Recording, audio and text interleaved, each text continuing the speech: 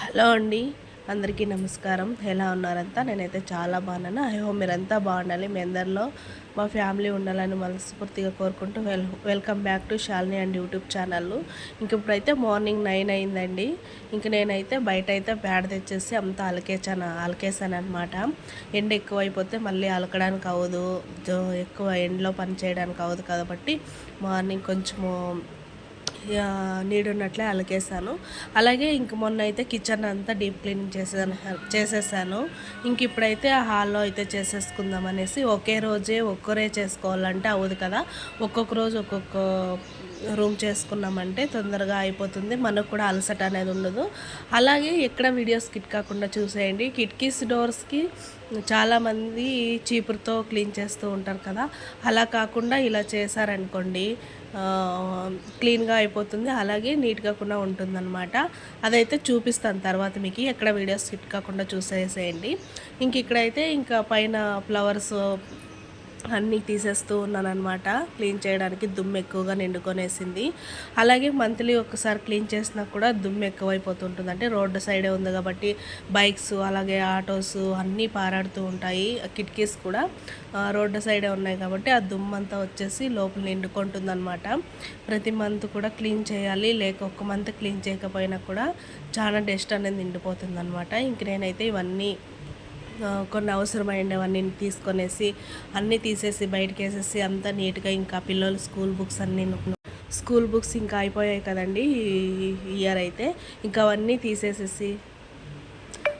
అవన్నీ తీసేసేసి తర్వాత ఒక బ్యాగ్ అయితే పెట్టేసి నీట్గా అక్కడైతే షోకేస్లో అయితే నీట్గా చేసేసుకున్నాను అనమాట. సెల్ఫుల్లో అయితే చూడడానికి చాలా గందరగోళంగా ఉంది. అలాగే పిల్లలు అయితే చిన్న పిల్లలు కదా, ఏది పడితే అది తెచ్చిపెట్టేస్తూ ఉంటారు.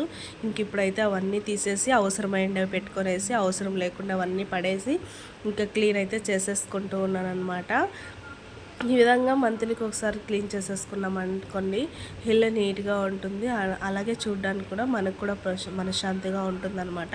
ఇంకా అవన్నీ తీసేసి బయట లోపలికైతే వచ్చేసాను. ఫ్రిడ్జ్ అయితే ఇంకా కూరగాయలు అన్నీ క్లీన్గా అయిపోయాయి అనమాట. ఇంకొక 2-3 డేస్ ఊరికి వెళ్ళాం కాబట్టి కూరగాయలు కూడా ఏం తెచ్చుకోలేదు. ఇంక ఇప్పుడైతే ఫ్రిడ్జ్ అంతా నీట్గా క్లీన్ చేసేసి తర్వాత కావాలంటే మనము తెచ్చుకుందాం అనేసి ఇంక ఇక్కడైతే ఫ్రిడ్జ్ క్లీన్ చేయడానికి కొంచెము విమ్ము, తర్వాత వాటర్లోకి కొంచెము సోడా పొడి అలా వేసుకొని ఫ్రిడ్జ్ అంతా క్లీన్ చేసేసుకున్నాం అనుకోండి, మంచిగా తళతళ మెరుస్తూ ఉంటుందన్నమాట ఫ్రిడ్జ్ అయితే.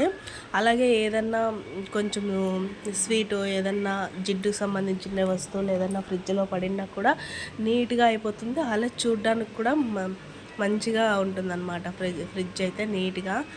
ఈ విధంగా అయితే అంత ఫస్ట్ అయితే ఇంకా మామూలు క్లాత్ తీసుకున్నానండి, తడి క్లాత్ కాకుండా పొడి క్లాత్ తీసుకున్నాను అనమాట. తీసుకొనేసేసి తర్వాత మంచిగా అంతా తుడిచేసి అలాగే డస్ట్ అంతా ఉంటుంది కదా, నీట్గా తుడిచేసి తర్వాత తడి క్లాత్ తీసుకొనేసి అంతా కొంచెం విమ్ము, కొంచెం సోడా పొడి, తర్వాత వాటర్లోకి వేసుకొనేసి నీట్గా క్లీన్ చేసేసాను. క్లీన్ చేసిన తర్వాత ఎలా కనిపిస్తుందో మీకైతే చూపిస్తాను అనమాట. ఇంక ఈ విధంగా అయితే నీట్గా క్లీన్ చేసేసానండి. ఇంక ఒక్కటే ఉన్నాయన్నమాట పొటాటో అయితే. ఇంక మిగతా కూరగాయలన్నీ కూడా తెచ్చుకోవాలన్నమాట. ఇంక ఈ విధంగా నీట్గా క్లీన్ చేసేసి ఆ కవర్స్ అంతా కూడా నీట్గా కడిగేసి ఆరబెట్టుకొని ఇంక ఈ విధంగా పెట్టేసుకున్నాను. ఇంకా పైన ఫ్రిడ్జ్ కవర్ కూడా ఉతికేసానండి, అది ఎండికేసాను, అది వేసేసి తర్వాత ఇంకా కిటికీస్కి అయితే చెప్పాను కదండి, మనం ఇలా చిన్న బ్రష్ తీసుకున్నాం అనుకోండి, ఎక్కడుండే దుమ్ము కూడా నీట్గా వచ్చేస్తుంది. మనం క్లీన్ చేయడానికి కూడా ఈజీగా ఉంటుందన్నమాట. చీపురుతో మనం ఎంత క్లీన్ చేసినా కూడా పోదన్నమాట. అందుకోసం అనేసి ఇలా చిన్న బ్రష్, అలాగే పెయింట్ కొట్టడానికి చిన్న చిన్న బ్రష్లు ఉంటాయి చూడండి, అలాంటి బ్రష్ తీసుకొని ఈ కిటికీల దగ్గర మేకల దగ్గర కొంచెం డస్ట్ ఎక్కువ ఉంటుంది, ఆ చిన్న చిన్న దుమ్ము అంతా పడి ఉంటుంది కదా, అలాంటప్పుడు ఇలా చిన్న బ్రష్ తీసుకొని క్లీన్ చేసామనుకోండి నీట్గా అయిపోతుంది. మనం ఎంత చీపురులో చేసినా కూడా నీట్గా ఉండదన్నమాట. చూసారు కదండి, మీకు ఈ వీడియో నచ్చినట్లయితే లైక్ చేయండి, అలాగే షేర్ చేయండి. మంచి వీడియోతో మీ ముందుకైతే వచ్చేస్తూ ఉంటాను. Bye friends.